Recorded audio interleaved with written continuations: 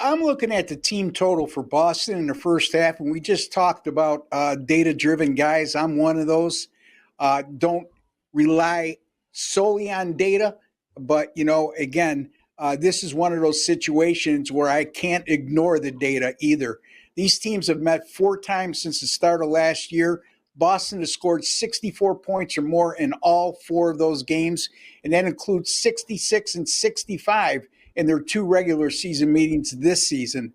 Boston's also scored 57 points or more in 38 of their 49 at home this year. That equates to 77.6% of the time. The Celtics have scored 60, 59, and 64 points respectively in game ones of their first 3 series. The Celtics 6 games this year playing on 3 days or more rest. And that's important because I hear a lot of discussion about both teams being rusty. Well, when Boston's playing on 3 or more days of rust, they've scored 59 points or more in the first half on each occasion. And Dallas, on the other hand, their rust, it seems to be on the defensive end, not the offensive end.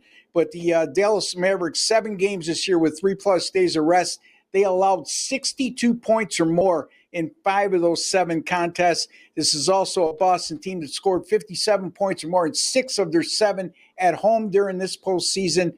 Teddy, I'm going with Boston over their team total of 57 in the first half. So I'm not going to lie. I'm having a lot of problems with game 1. I haven't put out a bet yet. I don't know that I'm going to put out a bet. I think it may be better to react off of what happens in game 1. But from a side standpoint, I'm lost. I'm flat. I mean, I can make a really strong case for Dallas. I can make an equally strong case for Boston. It's a problem for me because I don't, there's no play for me in that situation. From a total standpoint, and obviously we're talking a Celtics team total first half here. My biggest concern here is pace. All right. One thing Boston's not doing this postseason is playing with pace. One thing Dallas is not doing this postseason is playing with pace. We're talking about 2 teams that over the back half of the season were both elite on the defensive end of the floor. Why is Dallas here right now? Because their defense.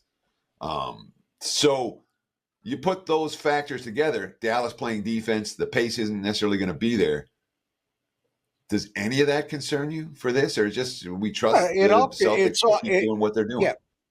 Yes, good question, Teddy, as always, and certainly it concerns me, and certainly I weighed that in heavily when making this decision. But at the end of the day, we talk about Boston not playing with pace, but I just rattled off some numbers, and if you look at Boston throughout the playoffs, they've been a better offensive team in the first half rather than the second half.